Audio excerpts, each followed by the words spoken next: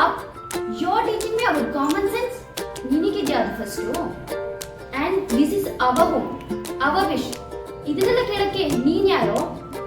And ನೀನು guest ಬಂದ್ಯಾ, ಕೆಲಸ ಮುಗಿತಾ ಹೋಗ್ತ್ಯಾ ಅನ್ಕೊಂಡ್ರೆ from past 6 months you are staying here and you have been interfering with our every matter for us.